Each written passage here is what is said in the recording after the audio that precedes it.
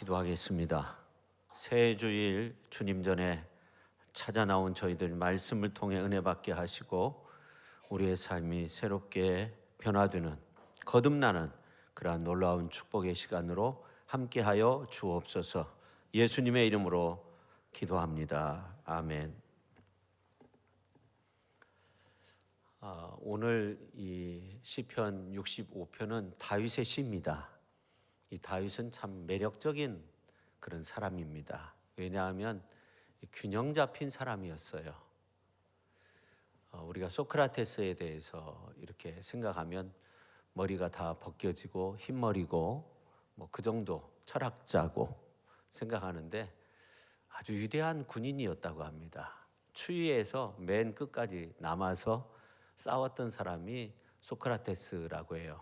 그러니까 체력적인 면에서도 굉장히 이제 균형 잡힌 그런 사람이었는데 이 다윗도 굉장한 용사였죠. 전사, 전쟁에 능한 전사였습니다. 또 이스라엘의 왕이었습니다. 근데 그는 베들레헴의 또 목동이었어요.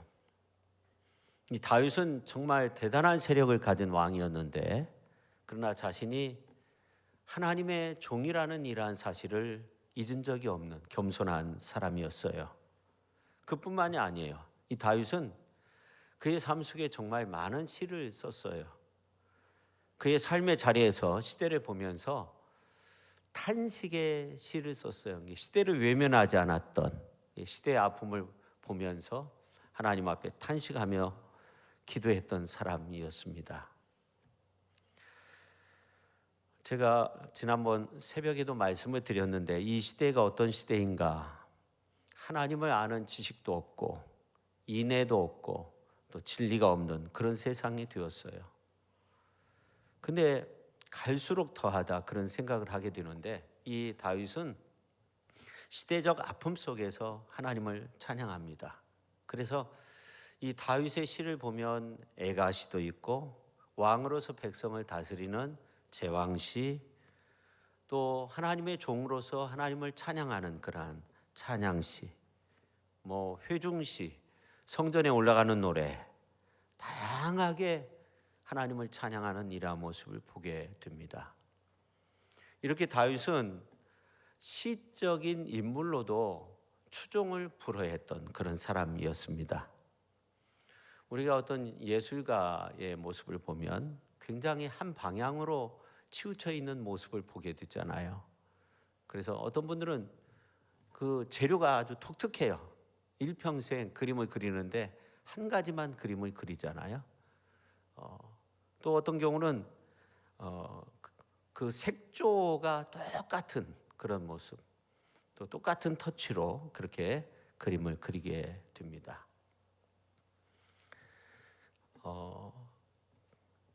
근데 이 다윗의 삶의 모습을 보니까 그 시를 쓰는데 아주 골고루 표현하고 있다는 거예요. 저는 이제 이 다윗의 위대함이 여기에 있다고 생각해요.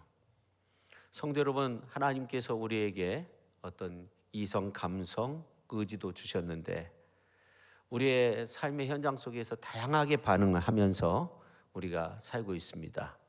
근데 어느 누구도 같은 반응을 보이지 않죠. 동일한 상황이 주어져도 인간은 제각각 다른 반응을 보입니다. 근데 이 다윗은 쓰나미와 같은 그러한 밀려오는 비바람 속에서도 놀랍게 하나님을 찬양하고 있어요. 저는 오늘 이 말씀이 한 해를 시작하는데 정말 소중한 말씀이라고 생각을 합니다. 그래서 오늘 이제 본문 말씀을 보면 이 다윗은 하나님께 찬양 올려드리고 싶은 정말 그런 마음으로 정말 하나님을 높여드리는 이러한 모습을 보게 되는데 오늘 1절에 보면 하나님이여 그렇게 시작합니다. 자, 1절과 2절 우리가 같이 한번 읽어볼까요? 하나님이여 찬송이 시온에서 주를 기다려오며 사람이 소원을 주께 이행하리이다. 기도를 들으시는 주여 모든 육체가 주께 나오리이다. 아멘. 성도 여러분, 하나님은 우리에게 행하신 것을 기억할 때 우리는 비로소 하나님을 찬양하게 되는 겁니다. 다른 사람이 나에게 행한 것을 생각할 때 때로는 화가 날 수도 있겠죠. 그러나 하나님이 우리 인간에게 행하신 일을 생각하면, 하나님이 나에게 행하신 일을 생각하면 감사하고 찬양 드릴 수밖에 없어요. 하나님이 우리에게 어떻게 행하셨는가를 기억하는 사람은 그 입술에 언제나 찬양이 있어요. 감사의 소원을 하나님께 아뢰일 수 있는 겁니다. 다윗도 그랬습니다. 여러분, 우리가 사랑하는 사람한테는 뭔가를 해주고 싶은 그런 마음이 있잖아요. 뭔가 요구하지 않았는데, 뭔가 달라고 하지 않았는데 뭔가를 주고 싶은 그런 마음이 생겨나게 되는 거죠. 근데 이 사도 바울이 로마의 교인들에게 이런 내용의 글을 쓴 적이 있어요. 로마서 13장 8절에 보면 피차 사랑의 빚 외에는 아무에게든지 아무 빚도 지지 말라. 남을 사랑하는 자는 율법을 다 이루었느니라. 그렇게 말씀하고 있어요. 이 성경은 사랑의 빚 외에는 빚지지 말라는 거예요. 이 사랑이라고 하는 것은 빚을 질 수밖에 없다는 거죠. 이게 무슨 말이냐면 사랑이라고 하는 것은 주는 거죠. 갚을 필요가 없는 거예요. 다시 말해서 되받으려고 하다가 보면 문제가 생기는 거예요. 그런 경우가 있잖아요. 갑자기 헤어지자는 말을 들었을 때 이성을 잃고 보복하는 경우도 있고 돌변하기도 하고. 근데 주의 말씀대로 사랑하는 자는 율법을 이루게 되는 거예요. 그러니까 상대방에게 뭔가를 받으려고 하니까, 그리고 이제 그 사랑을 갚으라고 할 때 그때부터 율법이 생겨나게 되는 거예요. 성도 여러분, 하나님의 진정한 사랑을 경험한 사람들은 이 생명을 다 하나님께 드려도 아깝지 않은 그런 소원을 하게 되는 거예요. 여러분들은 어떤 소원에 기도를 하고 있습니까? 어떤 마음의 소원이 있습니까? 우리가 내 생명보다도 주님의 사랑이 크다고 믿기 때문에 소원이 있게 되는 거죠. 그래서 세상 사람들이 볼 때 제가 왜 그러나 그렇게 생각을 하는 거예요. 그렇지만 주님의 사랑에 푹 빠져 있으면 어떻게 됩니까? 주님 앞에 뭔가를 드리고자 한다는 거죠. 근데 주님의 사랑에 푹 빠져 있지 않으면 어떻게 되냐면 세상에 빠져버리는 거예요. 세상이 그렇게 됐어요. 오늘 이제 3절 말씀 보세요. 죄악이 나를 이겨 싸우니 우리의 허물을 주께서 사하시리이다. 그렇게 말씀하고 있어요. 세상에서는 죄가 나를 이기는 것입니다. 여러분, 우리의 생각을 한번 다 펼쳐놓고 본다고 하면, 그것을 이제 하나하나 끄집어낸다고 하면 우리 인간은 정말 죄짓기 위해서 태어난 사람 같아요. 그러나 하나님은 그 죄를 사하시기 위해서 이 땅에 오셨어요. 성육신하셔서 우리의 모든 죄를 한 몸에 다 받으시고 십자가상에 죽으심으로 그 죄값을 다 치르셨어요. 예수님이 십자가상에서 물과 피를 흘려 죽으심으로 그야말로 속죄의 제물이 되셨어요. 그래서 우리가 주님의 성품을 덧입게 되면 우리는 사랑의 사람이 되는 거예요. 용서의 사람이 되는 거예요. 그분의 사랑은 우리를 끝없이 용서하는 사랑이고 우리를 끝없이 용납하는 사랑입니다. 그러기에 여러분은 주님을 만나셨습니까? 주님을 만나셨다면 여러분 주위의 사람들을 용납하시기를 바랍니다. 주님이 우리를 용납하고 용서하셨기 때문에 우리도 그렇게 용납하고 용서하며 살아갈 수 있기를 주님의 이름으로 축원합니다. 여러분, 진정한 사랑이 무엇이겠습니까? 끊임없이 용납하는 사랑, 용서하는 사랑, 그 사랑이 복된 것이죠. 다윗이 왕이 돼가지고 복된 것이 아니에요. 다윗이 어떤 어려운 형편이 풀려가지고 복된 것이 아니에요. 하나님께서 나를 택하시고 주의 뜰에 살게 하셨다는 것과 하나님이 나를 품으시고 하나님의 성전의 아름다움으로 나를 만족해 하셨기 때문에 복된 거죠. 저는 이런 다윗의 모습이 정말 멋집니다. 이게 너무나 좋은 거예요. 너무나 좋아가지고 그냥 예배 자리에 정말 있고 성전 안에 있는 것이 좋은 거예요. 저는 오늘 우리 귀한 성도님들이 이 자리에 있는 것이 정말 좋아질 수 있기를 예수님의 이름으로 축원합니다. 교회에서 신앙생활하고 이렇게 하나님 앞에 찬양 드리고 하나님 앞에 기도하고 믿음 생활하는 것 그 자체가 좋아지기를 예수님의 이름으로 축원합니다. 여러분, 이 사랑이라는 것이 설명이 됩니까? 설명되지 않죠. 그냥 좋은 거죠. 누군가 그런 얘기를 했는데 사랑을 설명할 수 있으면 천박한 사랑이 된다는 거예요. 정말 고결한 사랑은 설명되지 않는다는 거예요. 저와 여러분 그저 예배의 자리가 좋고 그저 좋아서 이 자리에 나올 수 있기를 주님의 이름으로 축원합니다. 다윗이 감격에 차서 이렇게 고백하고 있는 거예요.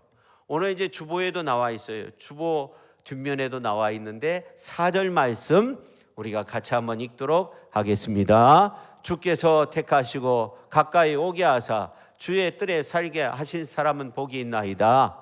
우리가 주의 집 곧 주의 성전의 아름다움으로 만족하리이다. 아멘. 성도 여러분, 저와 여러분이 주의 사랑을 어떻게 설명할 수 있겠어요?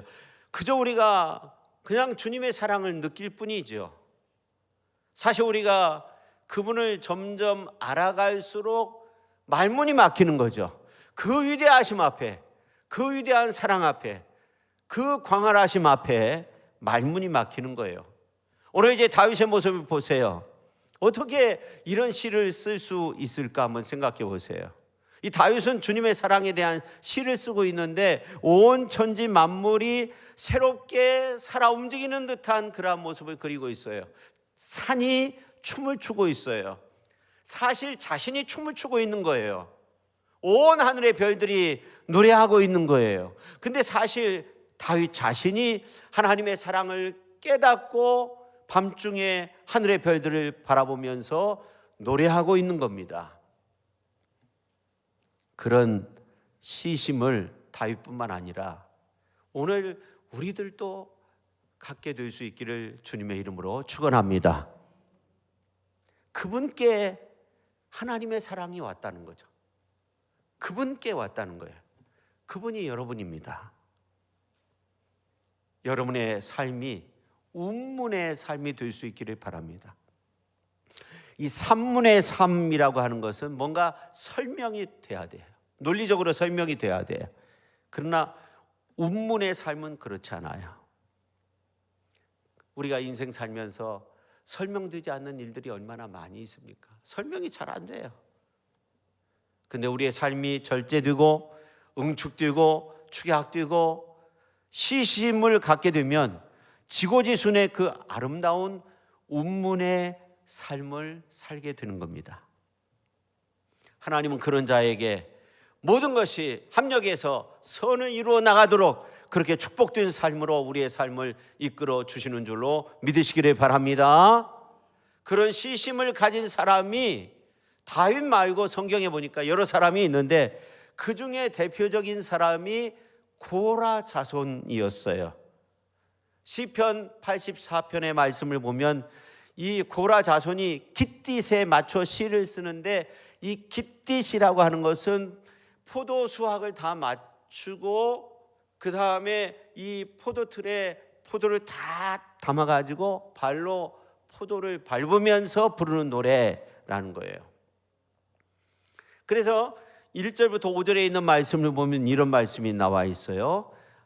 자, 우리가 같이 한번 읽어볼까요? 자, 시작. 만군의 여호와여, 주의 장막이 어찌 그리 사랑스러운지요. 내 영혼이 여호와의 궁정을 사모하여 쇠약하며 내 마음과 육체가 살아계시는 하나님께 부르짖나이다. 나의 왕 나의 하나님 만군의 여호와여, 주의 제단에서 참새도 제 집을 얻고 제비도 새끼들 보금자리를 얻었나이다. 주의 집에 사는 자들은 복이 있나니 그들이 항상 주를 찬송하리이다. 셀라. 주께 힘을 얻고 그 마음에 시온의 재료가 있는 자는 복이 있나이다. 아멘. 여러분, 하나님 안에 있는 삶이 얼마나 아름다우면 고라 자손이 시편 84편에 있는 말씀과 같은 그런 아름다움의 시를 쓰겠어요. 놀랍지 않습니까? 근데 10절에 있는 말씀을 보면 주의 궁정에서의 한날이 다른 곳에서의 첫날보다 나은 즉 악인의 장막에 사는 것보다 내 하나님의 성전 문지기로 있는 것이 좋다는 거예요. 우리 새해의 표어가 무엇이에요? 교회의 표어가 무엇이에요? 주의 성전의 아름다움으로 만족하리이다. 그렇게 정했어요. 여러분, 이 성경에 나오는 다윗은 파란만장한 삶을 살았던 인물입니다. 어렸을 때부터 숱한 싸움을 싸웠어요.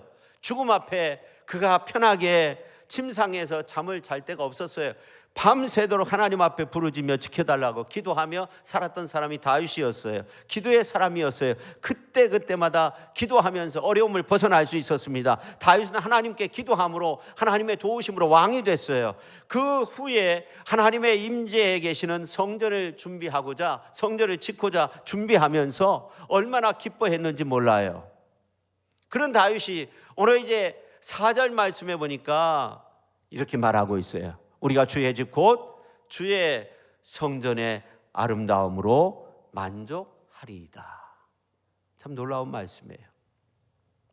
이처럼 하나님은 다윗처럼 성전에 나와 기도하는 그 사람들을 사랑하시고 긍휼히 여겨주시는 줄로 믿으시기를 바랍니다. 우리가 슬프나 어려우나 즐거우나 기쁘나 언제나 하나님의 전에 나와서 하나님 앞에 감사함으로 기도할 수 있어야 됩니다. 교회는 예수님의 핏값으로 세워진 곳입니다. 많은 죄인들이 용서받고 구원받아 하나님의 자녀로 거듭나는 것입니다. 우리가 주의 전을 사랑하고 주의 아름다움을 바라보며 살아야 될 줄로 믿습니다. 여러분, 참된 만족은 세상의 어떤 권세나 재물이나 명예, 이성에 대한 사랑에 있는 것이 아니에요. 오직 하나님의 뜰에 나아가 하나님과 영적인 교제를 통해서 오는 그 은혜와 기쁨만이 사실은 참 만족을 줄 수 있어요. 그렇습니다. 하나님과 함께하는 성전에서의 그 한날이, 그 성전에서 문지기를 하던, 그 성전에서 청소부로 일하던 하나님과 함께하는 삶은 하나님 없는 세상에서 그 왕궁에서의 첫날과 비교할 수 없다는 거예요.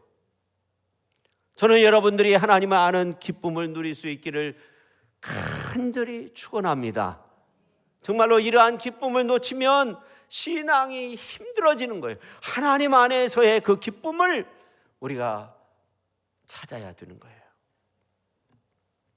어떤 분들은 이런 말을 해요. 하나님 안에서 정말 기쁠 때가 언제냐면 하나님 앞에 정말 기도했는데 새벽마다 나와서 하나님 앞에 기도하고 그리고 큐티하면서 하나님 앞에 기도하고, 여러분 그렇게 사시죠? 그렇게 큐티하며 기도하고 하나님 앞에 올려놓은 그 기도가 어느 날 응답받았을 때 그때 가장 기쁘다는 거예요. 그러면 그 기도가 이루어지지 않고 20년 간다고 한번 생각해 보세요. 맨날 하나님 앞에서 왜 이 기도를 이루어 주지 않습니까? 교회 나와서 기도할 때마다 왜 이러한 문제가 나에게 왔는데 왜 하나님 앞에 원망하는 듯한 그런 기도만 하면서 사실 거예요.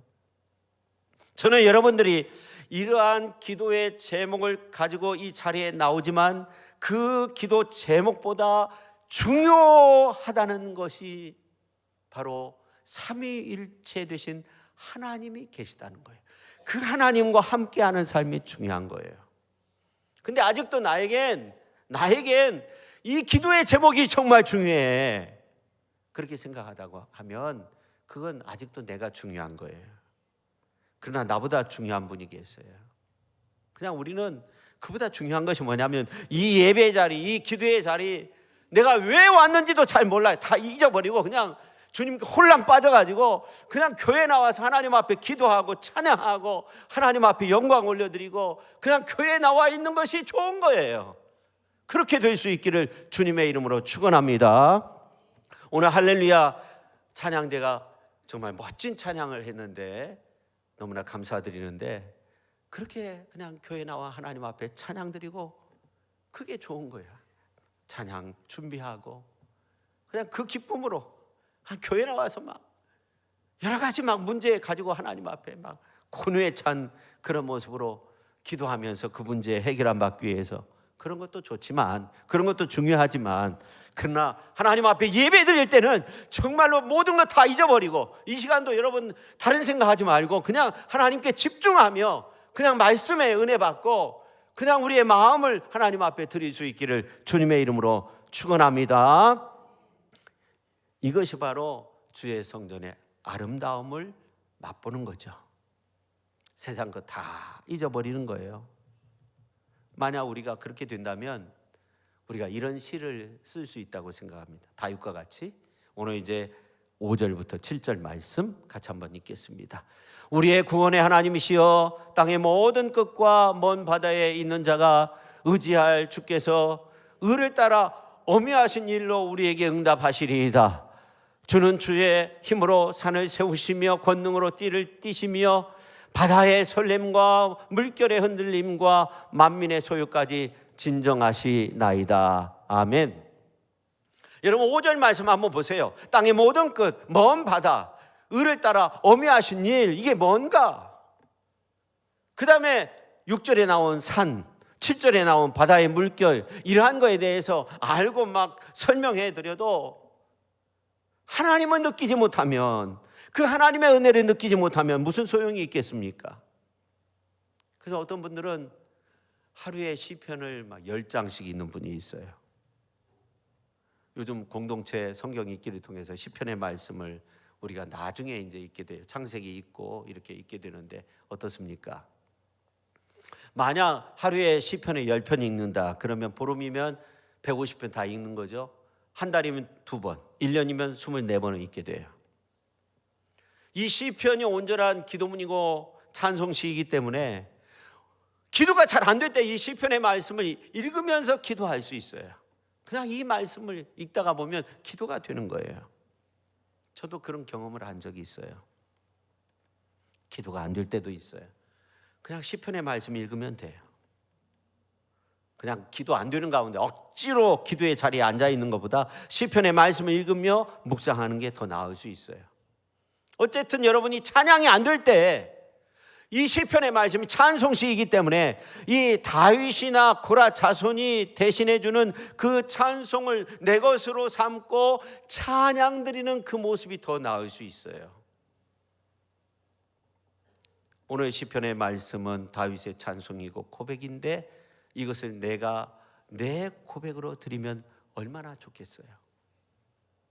하나님이 다윗을 보고 내 마음에 합한 자라 하면서 좋아하셨는데 오늘 이제 그 5절부터 13절 말씀까지 세번역 성경으로 보면 놀라운 행적으로 정의를 세우시고 우리에게 응답하여 주심으로 땅 끝까지 먼 바다 끝까지 모든 사람을 주를 의지하게 한 그 하나님이 6절에 보면 허리에 띠를 동이시고 산들이 뿌리를 내리게 하신 그 하나님이 7절에 바다의 노호와 파도 소리를 그치게 하시며 민족들의 소유를 가라앉히신 그 하나님이 징조를 보이시고 해지는 곳까지도 즐거운 노래를 부르게 하신 그 하나님이 대풍년을 맞게 해주신 그 하나님이 10절 새싹에 복을 내려주신 그 하나님이 11절 복을 내리시어 2024년도 한 해를 영광스럽게 꾸미시고 귀한 발자취마다 기름이 뚝뚝 떨어지게 하신 그 하나님이 13절 즐거운 노래소리가 그치지 않게 하신 그 하나님이 우리를 사망의 음침한 골짜기에서 음부의 낮아짐에서 시홀 굴이 피로 물든 강가에서 뼈까지 마르는 질병에서 하루아침에 백발이 성하게 되는 복잡한 문제에서 우리를 구원해 주시지 않겠습니까? 구원하여 주시는 줄로 믿으시기를 바랍니다. 이러한 놀라운 사실을 우리는 과학적으로 분석해서 어떻게 설명할 수 있겠어요? 과학은 설명이 필요해요. 근데 과학은 과학을 또 설명하지 못하는 경우가 너무나도 많이 있는데 이 과학이 신의 영역을, 믿음의 영역을 과학적 논리로 어떻게 설명할 수 있겠어요? 불가능하죠. 그러나 예수는 우리 인간이 설명할 수 없는 것을 그려내시는 분, 할렐루야, 풀어주시는 분이 되시는 줄로 믿으시기를 바랍니다. 그래서 하나님에 대한 이 믿음의 눈이 떠지면 예술적인 그런 어떤 감각이 살아나고 철학, 물리, 음악, 세계가 눈에 보이는 거예요. 어떤 경우는 다른 사람의 마음도 읽을 수 있어요. 어느 정도는.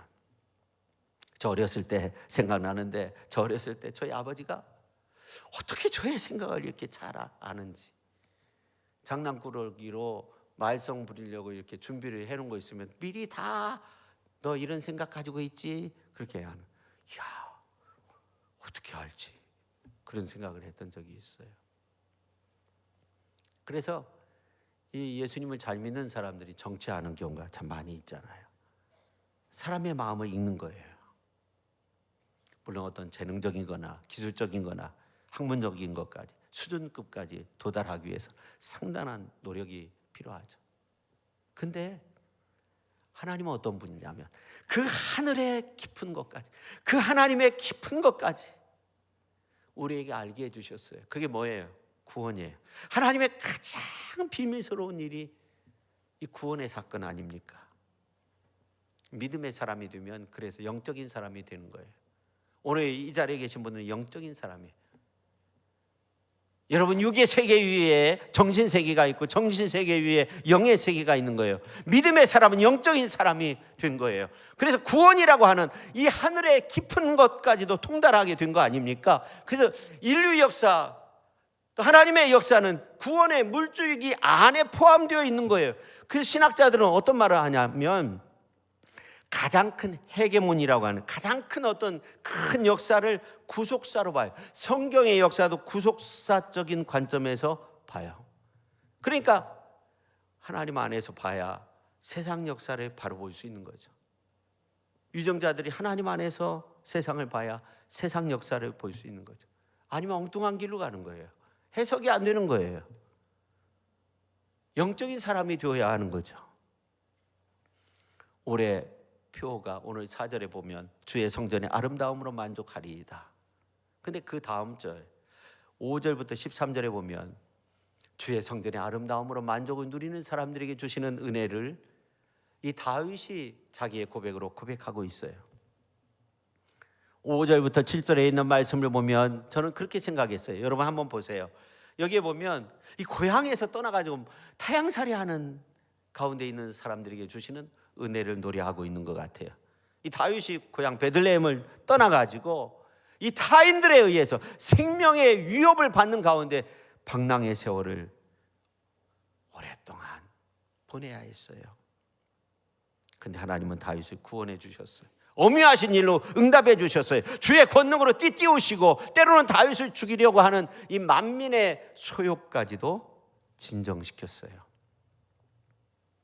그 다음에 8절부터 10절 말씀까지 보면 하늘을 바라보며 농사 짓는, 그 당시에 무슨 지하수를 퍼낼 수가 있어요? 없죠. 그냥 하루하루 하늘의 징조 보면서 하늘의 일기 속에서 하나님이 밭갈게 하시고 논에 물을 대게 하시고 고즈넉히 채워주시는 그 은혜로 하나님께서 역사해 주시는 가운데 그렇게 하나님 앞에 감사한 모습을 보게 돼요.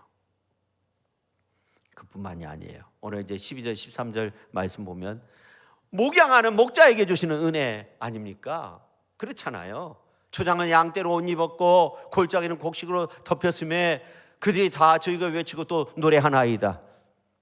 그러니까 다윗이 양떼들에게 먹을 것을 넘치도록 채워주시는 그 하나님의 은혜를 생각할 때 기쁨으로 띠를 띠고 그냥 즐거이 외치고 노래하고 있는 거예요. 그 은혜가 얼마나 큽니까? 그 놀라운 말씀을 오늘 성경에서 우리에게 말하고 있는데 11절 말씀이에요.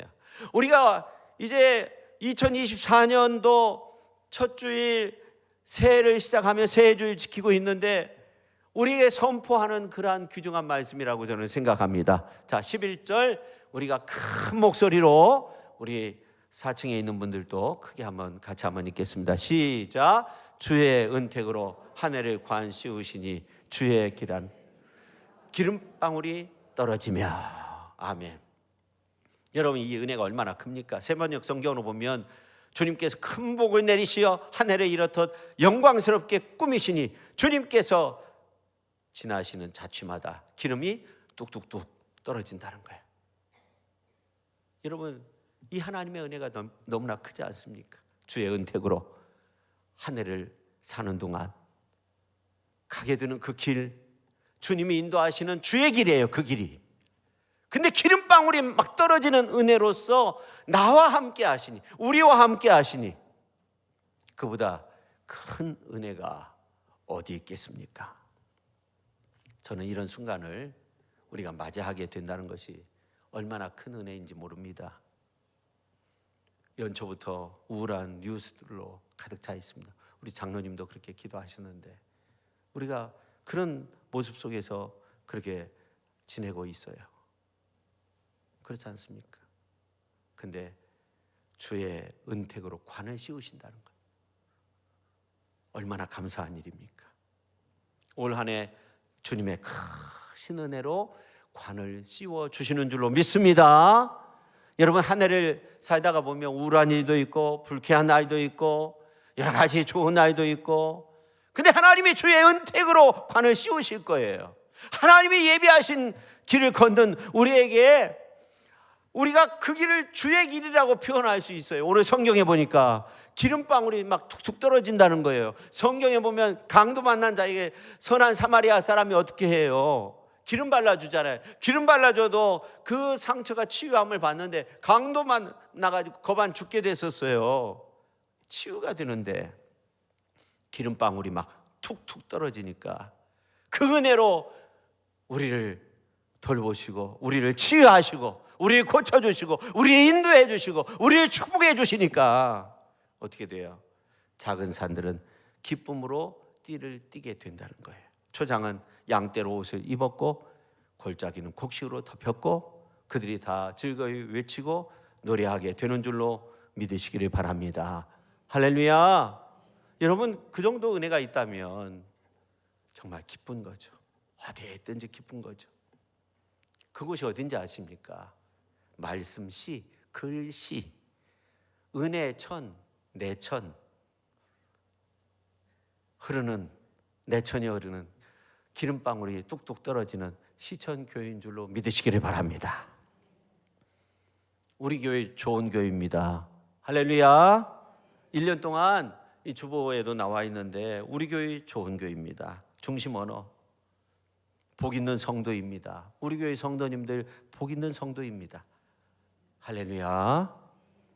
여러분, 이 콩나물 무침 했는데요, 뭔가 맛이 좀 이렇게 떨어지는 듯한 느낌 받을 때 어떻게 해요? 기름 한 방울, 참기름 한 방울 딱 떨어지면 맛이 확 달라지는데 시천 교회에 기름방울이 막 툭툭 떨어진다는 거예요. 올 한 해 우리가 걷는 그 길에, 그게 주의 길인데 막 툭툭 떨어진다는 거예요. 그 은혜가 얼마나 컸으면 이렇게 말하겠어요. 나는 주의 성전에 아름다움으로 만족하리이다. 이 은혜가 저와 여러분의 삶 속에 가득할 수 있기를 예수님의 이름으로 축원합니다. 축원합니다. 우리가 함께 찬양 드리겠습니다. 내 눈 주의 영광을 보네.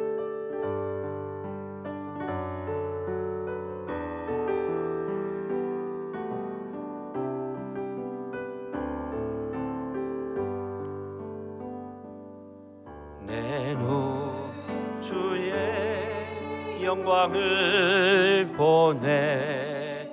우리 가운데 계신 주님, 그 빛난 영광 온 하늘 덮고 그 찬송 온 땅 가득해. 내 눈 주의 영광을 찬송 가운데 서신 주님, 주님의 얼굴은 온 세상 향하네. 권능의 팔을 드셨네. 주의 영광 이곳에 가득해. 우린 선해 주님과 함께 찬양하며 우리는 전진하리. 모든 열방 내 눈 주의 영광을 보내. 맨 처음 내 눈 주의 영광을 보내. 우리 가운데 계신 주님 그 빛난 영광 온 하늘 덮고 그 찬송 온 땅 가득해. 내 눈 주의 영광을 보내. 찬송 가운데 서신 주님의 얼굴은 온 세상 향하네. 권능의 발을 드셨네. 주의 영광 이곳에 가득해. 우린 선의 주님과 함께 찬양하며 우리는 전진하리. 모든 열방 주 볼 때 주의 영광 이곳에 가득해. 주의 영광 이곳에 가득해. 우린 선의 주님과 함께 찬양하며 우리는 전진하리. 모든 열방 주 볼 때까지.